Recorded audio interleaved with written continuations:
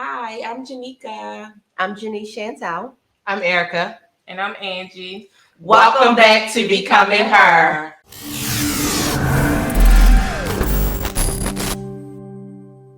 Let's jump right in. What are we talking about today, ladies? Ange.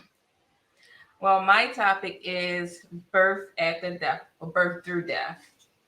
A lot of people don't know. After overcoming like a lot of obstacles in my life with a failed marriage, failed relationships, and just a lot of trauma and things dealing with life. And once I did the work to find Angie and find myself, I wound up losing my dad in April of 2018. And I'm a daddy's girl. And after I lost my dad, I had to step in and be the strong person that holds everything together because my family is so close knit. My kids looked at my dad as if it's like their dad. So I had to be there for everyone else. I had to be there, make sure my mom was good. So I didn't have time to grieve for my dad. And literally, when I realized that I didn't grieve for my dad, and I went to seek out to get help, it was less than 30 days that when I seeked help, that I wound up losing my son. So I still haven't grieved for my dad because I didn't have time to grieve for my dad because I lost my son.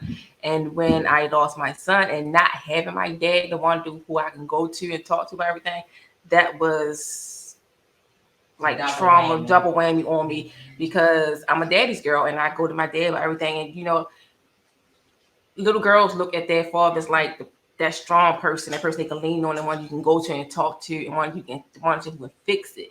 And I didn't have my dad to fix this for me. And when I lost my son, it was like the person who I had discovered that I had to start over from scratch. Like my whole world was completely different. And when I say completely different, if you haven't, we all lose people. Everyone has lost one, but it is completely different when you lose a child, because when you lose a child, you literally lose a part of you. And you'll never be whole again. You'll never be that person who you was before you lost your child. That person ceased to exist the same day that you lost your child. So the Angie that everyone knew to be before I lost my son no longer exists. The Angie that I knew no longer exists. Like when I looked into the mirror, I didn't know like who I was looking at, who I was.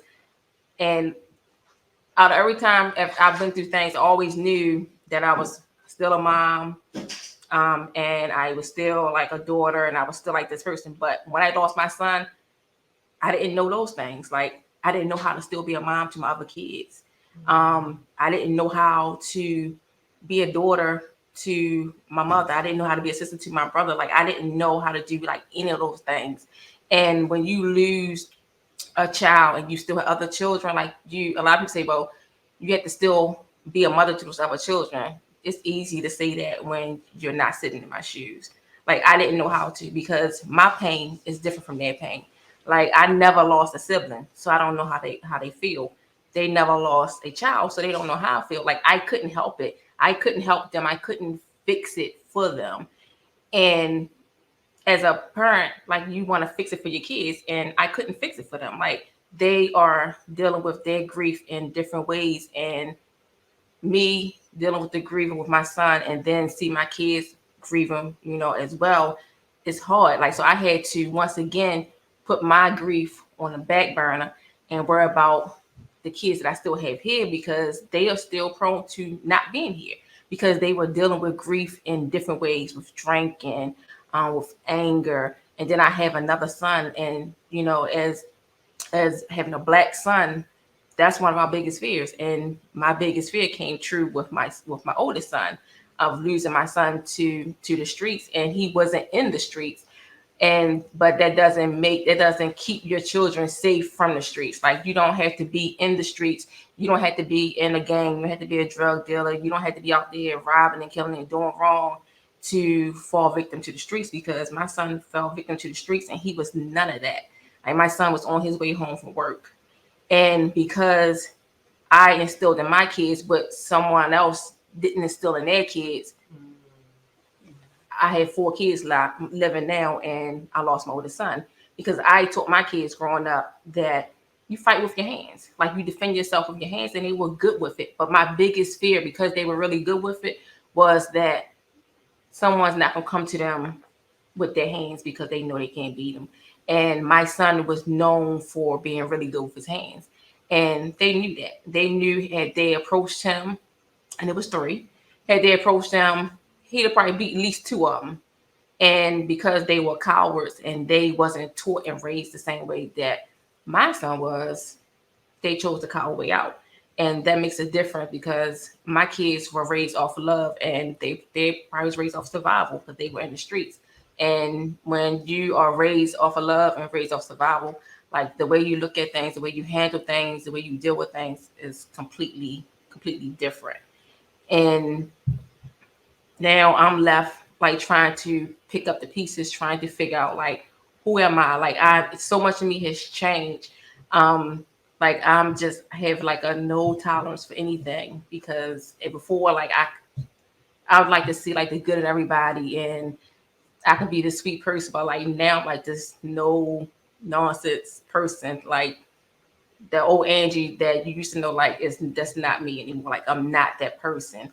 And dealing with, like, the depression of, like, a lot of people don't see what happens after the service and after the phone call stop and after everybody else has gone back to their life. Like, my life literally was like the Matrix. Like, I remember when I finally went back to work and I came off the subway, it felt like y'all would go to a party and the music's so loud, and then when you leave that party, Still echoing. it's still echoing, everything sound funny. That's how my life sound. Like, after I lost my son, that's how the world sounded to me. Like, it was like I was walking down the street, and then when I'm looking around, it's like everything else was like going in like slow motion, like the Matrix. And like, was just like existing. Like, I was like on this routine because I knew that was my routine: to get up, catch the subway, drive to the subway, catch the subway, go to work, man. Like, so I had to follow that, like the routine. And that's what I was like on autopilot.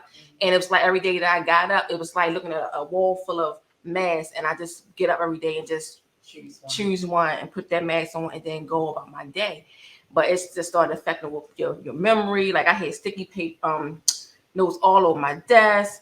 My phone kept going off, like, with all these alarms, because like, it messed with your memory. I set at red lights for, like, I don't know how long, because, like, I'm just totally, like, zoned out. Like, being depressed where you don't want to get out your bed. It was to the point where, like, a lot of people didn't know, like, I was in the bed for so long and used to be in the bed that my skin started breaking down on my legs because I didn't want to get out the bed. Like, it was hard for me to get up every day knowing that my son couldn't do the same. Like, how can you get up every day and just go about your life knowing that your child's not here? And that's like a hard task. Like, and then you have to deal with the guilt of not being there. Like, what if I was there? And they not only robbed me of my son, but they robbed me and my family of the chance of, like, being there. So that's a lot. And that's like, they did that. And although they did that, I'm left holding the guilt. So that's one of the things that I'm trying to deal with, and that I deal with in my grief counseling, is trying to get past that guilt. And I haven't figured that part out yet. And that's what's keeping me stuck. Like, sometimes you'll see the strong Angie that's out there, that's advocating for other people. And as soon as I hear about another mom who lost their child, I'm right there for them, lending my hand. You can call me anytime. I do grief counseling sessions with people. I'm doing a documentary. Like, I'm that strong person. I'm that advocate. But however, when the lights go down at nighttime, like, it's just me and my pillow. And my pillow has my son's face on it. And, like, there's no one there. Like, and I haven't come across anyone who has arms that's strong enough to hold, the tears for me. Like, I haven't found that person.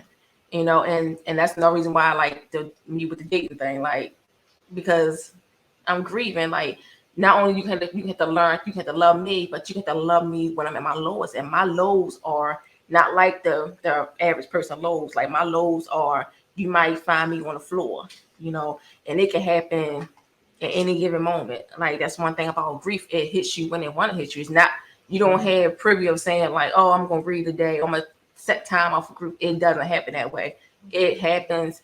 You can be walking somewhere and just somebody's body shape or their profile reminds you of your loved one, or something like a smell, or somebody like a smile, or like, you just never know. Like, the least little thing can take you from having an okay day to a not okay day, and like, you have no control over that. And that's one thing I don't like, because I like to be in control of things, and that's one of my biggest things, like not being able to control it. And I was for a moment, and I had to learn, like, sometimes I had to lean into it and let it flow, because once I got to the point where I was grieving, like, I wouldn't cry, I wouldn't grieve, because I was so worried about my kids. And my therapist said that you have to grieve, and you have to let them see you be vulnerable. And I remember I would always like stop, I would go in like in the tub and cry, or in the shower, or late at night when I'm not around my kids. And I remember one day, like, soon after that happened, I was in my room and I was crying, and I had my door shut, and I thought I locked it, and I didn't. And so one of my kids came in, and I tried to hurry up, like, you fixing yourself, I'm trying to hurry and fix myself. And my daughter just got in the crawl and got in the bed with me. And they were all there that day. And next thing I know, the next one came in, and that one crawled in the bed with me. And then the next one came in, and they crawled in the bed with me. The next one came in, and they crawled in the bed with me. And they told me that it was okay. And like that's the first time I ever had a chance to break down in front of them. And it was like hard. It was hard, but it was something that was needed. And it's just like, when you take people's lives, that person is gone. So whatever you had against that person, like, you're not hurting that person, you hurting all the hearts that they attached to. Like, if that person who took my son, like, if you was mad at me and you took my son, then you succeeded, you got me back. But you was mad at him and you took his life, he's gone. Like, he's not the one that's hurting anymore. Like, you're hurting everyone that's left here that love him, and they all are suffering in their own ways. I have another son that thinks he's supposed to take on that responsibility because my son was the protector, and he thinks that he's supposed to take on that responsibility. He hasn't grieved that, like, going through all that, like, not knowing, if your son, because he's depressed, if he's gonna get to the point where he want to take his life, if one of y'all, my other daughter, one of them was like drinking so bad, like, and I couldn't fix it for my kids, and I couldn't force them to get therapy because they were grown, but I couldn't fix it. But like, to see like one of your kids is physically gone, but then to see you losing your other four that's here, that's a hurting feeling. That's a hurting feeling as a mother, and I can't fix it for them. All I can do is pray for them and love on them. But like, I can't fix it. I can't fix their pain. I don't know how their pain, but it hurts so bad. And just to see when they all having their good days, that I know they're doing the same thing I'm doing. Like, they masking it and they just pushing through. But when it hits them, it hits them really, really bad. And sometimes it hits them when I'm at my lows and I really have like nothing to give. And that's bad. Like, I have nothing to give. Like, what can I do? Like, holding is just not enough, because I can't bring my baby back, and trying to hold them and then say it's okay when it's not okay. Like, it's not okay. It's not okay. And it's hard. And I think a lot of people don't think, when they do the things that they do, when they resort to taking people's lives, like, they don't think it all the way through. You don't think about the aftermath, like what's going to happen to those that's left behind. You don't think that you live in this life that one day you're going to put your mom in my shoes. Like, and I think that if people think that through, then maybe they think, have second thoughts about doing what they're doing.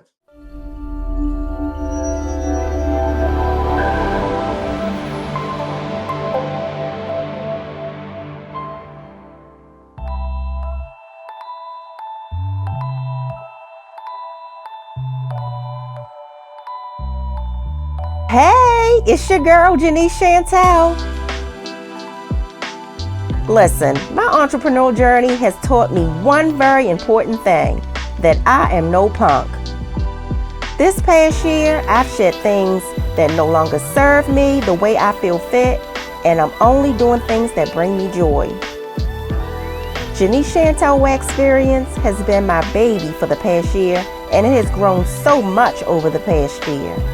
I am super excited to celebrate my 1 year in business and my new life. I look forward to seeing everything that I've envisioned for myself and my business. Get the wax, sis.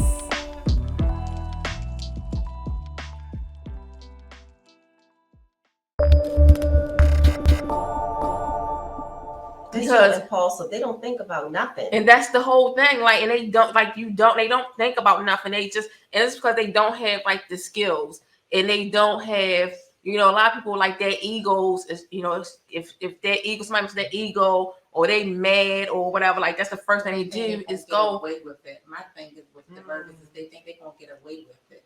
If everybody told on the people, they got this whole bogus stop snitching thing that they people trying to still follow a code that it's no longer a code in the streets. What the OGs used to do back in the day and had that street justice, we don't have anybody that's doing street justice anymore. So they still repeating a repetitive cycle of the BS because they want to not snitch. They don't want to until it hits their doorstep. And when it hits their doorstep, then they want to know what happened. Absolutely. I hate everything about that.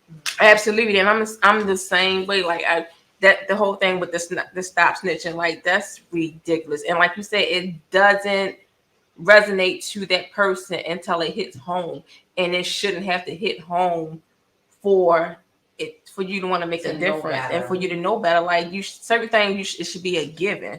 It should be a given. Double life or 100 years for murder, or even a death sentence for taking somebody, like they would think twice, even if they don't have the skills. If they was conscious enough to know somebody saw me do this, they gonna tell it, and I'm going to prison for the rest of my life. They would think twice. Absolutely. And they don't. Like it's just it's just like we have a city of cowards. Like it's just a city of cowards like these, and it starts at home. Like I love on my kids, and they grown now. I love my kids. I love them to death, and I love on my kids. And I was raised in love, so my kids was raised in love. And like a lot of people don't deal with, and like it's a lot of things they try to blame it on, like the city and what they don't have. But I mean, what a lot is with the city, I do, but it also starts at home, and it starts at home. And it starts with the parents. Like when they're younger and your kids are growing up, like certain traits and certain things they're doing, like you need to let them know that it's not okay. Like that, like when kids are being grown and being defiant, if you continue to let them do that, then they're gonna get older, then the problem gonna get bigger and bigger and bigger and bigger. And a lot of times, like parents know what's going on with their kids and they don't do anything. You cannot tell me that if you're working and you got a son that's in your household and you didn't buy him some $300 tennis shoes, but he walking in your door with $300 tennis shoes, where it's coming from?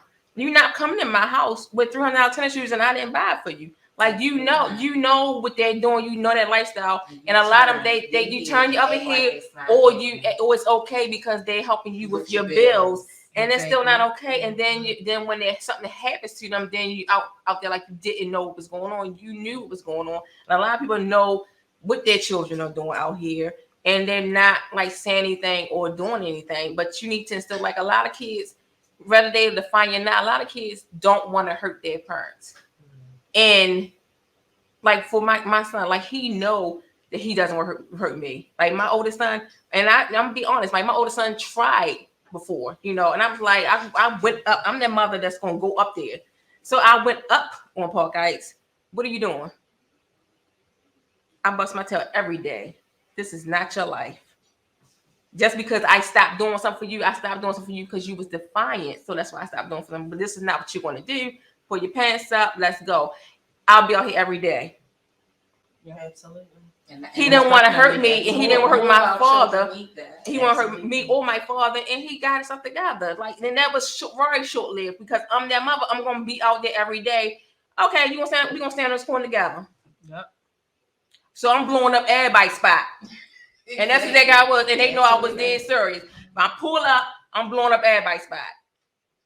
I'm with you on that. Absolutely.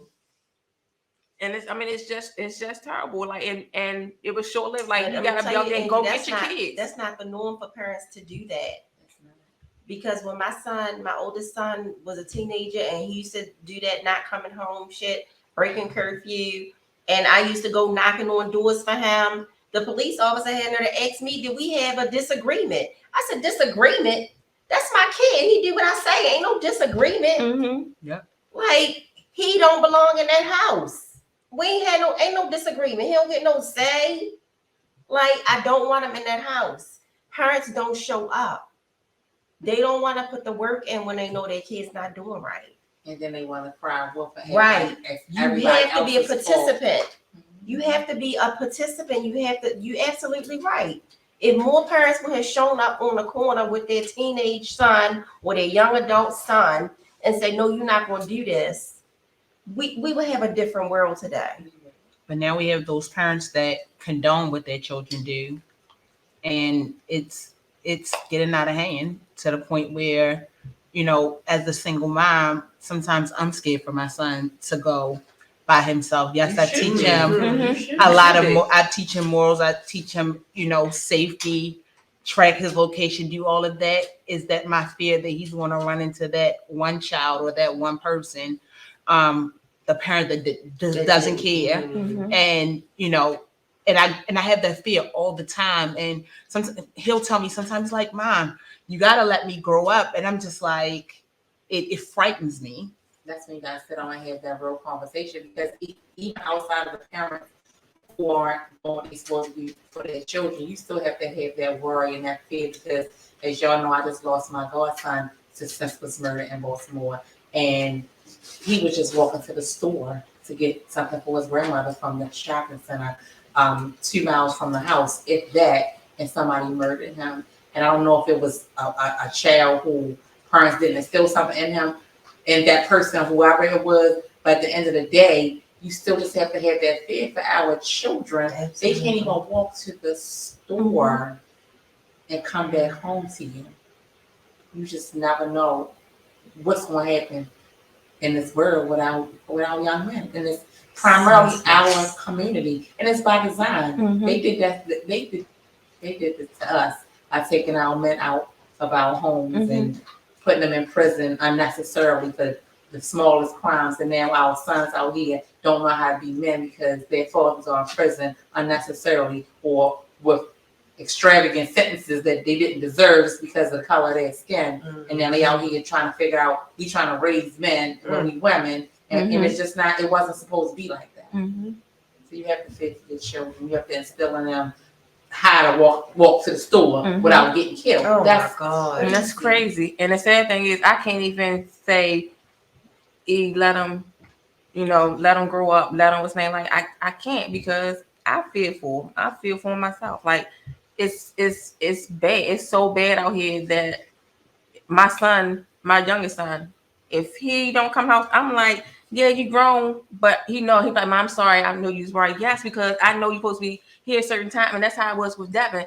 The crazy thing is it's like one of my biggest fears was that, and another one of my biggest fears is accepting the assignment of like having a gift of discernment. And God showed me like years ago, and because He showed me that, I also blame myself, like, what should I have done differently to prevent it from happening? And because like He showed it to me, and when that morning, I had a thing, like, went on Facebook and I saw, I was on Instagram and the Murder Inc. page had popped up, and I saw, it said that 3 people had been shot, and I think 2 had passed that day, and they said the different locations. And when I saw one of them said Silburn, I said, that's my son. And they didn't have a name. They had a name for the other 2, didn't have a name for this one. And then I looked at the time and I said, no, that shouldn't be him, because he went to work and he shouldn't be up there by that time. I didn't know that he got a ride up, up, and that's why he was in the area earlier than when he was. And so when he didn't come home with Dennis that night, and I remember the day before, he had I stopped, and it's crazy how God works. Like God knew that was gonna be my last time seeing my baby. So I was about to pull off from my mom's house, and I didn't, because I looked down the street like 2 blocks down, and he was walking on the street, and I saw him. I knew that was him. Like I know the way he walked, because he's just so nonchalant. And I just stopped, and I just sit there and waited. You know, I already picked my granddaughter up. Instead of me pulling off, I waited, and I just watched him walk up the street, and just sitting there grinning. And I'm saying to myself, like, my son's so handsome, and he just walking. He just got like this nonchalant walk, and I watched him walk all the way. I can remember tell you everything he had on from head to toe, and I usually wouldn't have known it, but I took notes of everything. And when he got close up to the car, and I just was waiting for him to say hi, mom, because the way he said it was like so dry and so nasal and so nonchalant. He'd be like, hi, mom, and I'd be like, hey, son. And I just love the way he said it, right? I live for it, and that's why I wasn't gonna pull off that hand. So he said, and I was like, hi, son. I looked at him, we talked, and me being a mom, pull your pants up. He was like, nah, I got on the belt. He pulled his shirt up, like, I got on the belt. I said, well, that means you need smaller pants. And he was like, I know I'm losing weight. So he was like, I knew he was gonna say something, like, I got on the belt. And I was like, good. And so we talked for a while. He was with a friend, and we talked for a while. And then my granddaughter was in the back, and he said something to her. And then I was like, you don't work today? And he was like, nah. He was like, no. And so I said, you come to the house? And he was like, my little cousin had started staying at my house, so he stayed there. But first, he was coming home with Dennis, like every day, coming to my house. And he was like, I'll be there tomorrow. So I was like, all right. And so instead of me pulling off, because he's about to walk up the walkway to my mom's house, I stayed there, and I watched him walk up the walkway, walk up the steps, and walk in the door before I pulled off. And that was the 6th, August 6th. And I left, and I didn't hear from him the next day, which was August 7th. And which was, he went to work, and it happened August 7th, the night of August 7th. We didn't find out till August 8th, the next day. And when I saw that on Instagram, I just knew that was my son. But my head, I'm trying to like make, I just thought, I put it in the back of my head. And then when I got the phone call, I was like, I was right. You know, I was right. And as soon as she said it, I told her where it was at. And she said, yeah. She said, somebody, I said, no, nobody called me. But I knew, like I knew that was him. And I said, I knew that was him. I knew that was him. And she had just said, Angie, your baby gone, because I was about to put her on hold because I had another call, and she had to blurt it out in order for me to not put her on hold. And her words was, Angie, your baby gone. And I'm like, and I just fell out my chair at work, and I just started screaming, and like I didn't know like what to do, who to call, like who the first to call. And then I just started grabbing my other babies. I didn't know like why it happened, how it happened. And I'm thinking about my other babies, and I'm like, get my kids. And my kids were working. They was working like different places, and I'm trying to get my kids. I didn't want, because Park Ice is small. Everybody know Park Ice. I grew up Park Ice, so word's gonna travel. And I'm like, I don't want anybody to tell my kids, the kids that. But people got to them before I did, especially my baby girl, and that was like one of the faces that I can't get out my face, out my head, because my phone rung, it was FaceTime, and it was Camry. And her face, like I still see her face, because somebody told her, and she kept telling me to say, Mom, tell me it's not true. And much as I wanted to say that, like I couldn't. And she just fell. And like, I'm like, oh my God, like, I can't get to my baby. I couldn't get to my baby. And it was crazy. And at this time, like my son was already more.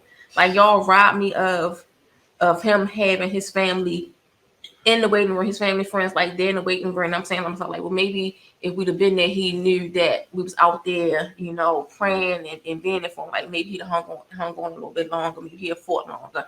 Or if the doctors knew that he's not just a statistic, like maybe they didn't do all they could because they thought that maybe he just some little street thug that got shot. And because no one was there for him, like they didn't know that. So like all this was going through my head. And maybe if I'd been there, like he knew that I was there, and I could have been there. Like if maybe he'd held on knowing like I was there. Like I was there when he came in the world. Like I'm supposed to be there when he leave this world. Like I wanted to be there, and like they robbed me of that. And the only And I feel so guilty of like not being there. And that's the part I can't get past. Like I try to make the way I try to make logic of it is I think that maybe God spared me that because he knew that like I couldn't he didn't want me to have that memory of him in my head. And that's one of the reasons why I chose not to have him embalmed. I didn't have an open case because I didn't want that vision and I didn't want anybody else to have that vision. You know, and they said that we can do this and we can do that. And because it was ongoing case, they didn't tell us like what happened and where he got shot at. And I didn't know that till sitting in the funeral home when one of the funeral directors suggested a hat. I'm like, why you got, why you want to wear a hat? And then, it's dawned on me and I was like, and even though I had identified him over the phone in the funeral home, you had to do that again because I remember I did it for my dad and I couldn't do it. And so I looked at my brother said, I'll do it. And he did that. And now he has that vision in his head and he's not done. He's been drinking like really, really bad ever since it happened. And like, I have that guilt because like I did that because he did it for me. He went and did that for me. And now he can't get it out his head. And now he done went to drink. And that's like the guilt that I have. And I know like, and I keep saying that, but it always come back to like, Have you ever thought about how your son would feel about you carrying this guilt? I do, and he actually came to me. Like I remember one time I was grieving so bad that I lost like all my hair on my side, on both sides. Like I almost had like a mohawk. Like all my hair came out on the side because I was grieving so bad. I was going through. I had lost like weight, so that I wasn't eating, and like all my hair came out on the side. And Camry prayed, and she was like, she said, I asked him to visit you. And he did. Like it was right before I was going to wake up. And the thing was that he apologized to me. He said he was sorry. And I told him that it's not his fault. And it was like so real. And it was like, wasn't like in the middle of the night that it happened. It was like right before I was supposed to wake up. And I actually like felt him. Like I felt like I was hugging him. When I woke up, I was sitting just like this. And I still had my hands like this. And like, and he would, and I was like in my bed, like sitting up like this, and as he was lifting up, like to try to like get up, and I wasn't letting him go. And then as I let him go, like I felt my hands just go down like this. But I actually like felt like his body, and he came in my room. He popped in my door like he always do, talking about hi ma, and he just popped in my bed talking about, oh, you love me, I know you love me, right? And I was like, what you want? Because I always want money like that. And I was like, what you want? And he was like, no, I don't want nothing. And then he got up to go leave. That's when he went to hug me, and when he hugged me, he whispered to me, and he told me he loved me, and he told me he was sorry. And I was like, why you apologizing? I'm like, it's not your fault. And he walked away. But like I needed that because everybody else was having dreams and seeing him, and I wasn't. At that time, like I was like, well, why? And I was saying, like, is he mad with me? And I felt like he was, mad with me. Like, and I thought you was mad with him. Yeah. And he came to me and he was like, I'm sorry. And I was like, it's not your fault. It's not your fault. Like, you didn't do anything wrong. And I know. And that's where I'm at.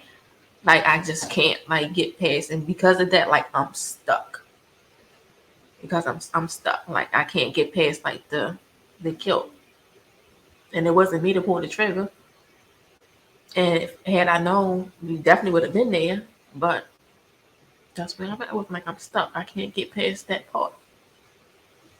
Would you have any closure if you knew who did it, or do you know who? I know who did it, and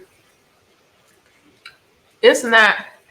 It's the only closure that would satisfy me is me having my son back. So no one can give me that closure. The one who pulled the trigger is dead. Do I feel some type of way about it? No. Do I feel sorry? No. I feel sorry for his mom because she's where I'm at. And for the other something that happened to the other two, would I feel sorry? No. Maybe someday, some way down the line, I'll get to that point where I wouldn't say feel sorry, but get to the point where I'll be able to forgive them. Right now, I'm not there. But however, if it came to it where their mom needed my support, I would be there for their parents. Like I can do that, but for their child, right now I feel nothing because you felt nothing when you took mine. So I mean, maybe I'll get one day. I get to the point where I'm able to forgive them. The I think it's closest, even huge. For you to be there for For the you to be parents. there for the mother. Absolutely. That's huge. Yes. and I just for my closure, like the closest point where I can get to my closure is, I want to face them. Like I want you to know what you took away from me and what you left behind. As far as therapy goes, are your children in therapy now? No. Nope. My son went a few times recently when he started dealing with stuff, but nope, they not therapy, and they need to. They need to be. And like my son broke down like probably like a couple weeks ago when my middle daughter acknowledged and she told him, she said, I never thought that you got so much on your shoulders now because you trying to fill Devin's shoes and you trying to be that big brother to, and he's the little brother, and you trying to be the big brother and be the protector because Devin was known for the protector. And she said, you trying to fill his shoes and that you got so much on you that you can't deal with your grief because you're trying to be there for all of us. And he broke down and they had a moment. They was in there by the front door. I just got off work and I was in the kitchen. And they broke down. They was crying. I could hear them crying. And they were just holding each other. And I'm sitting in, and I'm in the kitchen and I'm looking and I'm like, I can't fix it. Like I'm looking at my babies in there hugging and like almost about me in the floor. But look at what you created. Yes, that they can be there for each other. Yes, and be vulnerable with each other. Like that is huge. Like that ain't happening everywhere. It's not. Not Trust. Even, not even here. Trust. That ain't happening everywhere. But the fact that they all show up for you and they show up for each other, that's huge. You are helping your babies. You did help your babies. You did. You instilled it in them. And it's showing. You can't ask for any more than that. That's true. They do. They show up for one another. We We put a lot of things in place and we trying to do And things you that have we to used to forgive do. yourself. I know. You're gonna have to. It's a I practice. just don't know what that even looked like. Girl, Pause I don't with know this. either. It's a practice. I'm still figuring it out. It's a practice. It's just like meditation. You gotta practice that shit. And each day it gets a little harder and a little harder, and it might get a little bit easier, but it's a practice. You gotta start. Because you've done a great job. Everything you said, it speaks volumes to the parent that you've been to your children. And he would not want you to be guilty. He know you protected him. As best as you could. As best as you could. And you told He him apologized everything to he you. needed. Yeah. You told him right. He don't want It you to wasn't be him. living in guilt. No. You gonna have to find a way to release that, or you ain't gonna heal. I know. I have been trying to feel like how I can get to that point where I'm, and I try to do it like with helping others, but Gotta help you. I'm still stuck. Some of that is gonna have to come from forgiving the people who took his life. And that's gonna be your hardest hurdle. You holding on to that, and until you forgive who gave you that hurt, it's just festering. It's just festering. And it's changing who you are. Some of it may be for the best, but some of it is not, because it's making you bitter. And you don't want that bitter to sit in so deep that you can't get rid of it. You're going to have to practice on how to forgive. It ain't for them. It's for you. It's for you. It don't mean that you give them a pass on taking your baby away. It ain't about them at all. It's all about you. But you are awesome, Mom.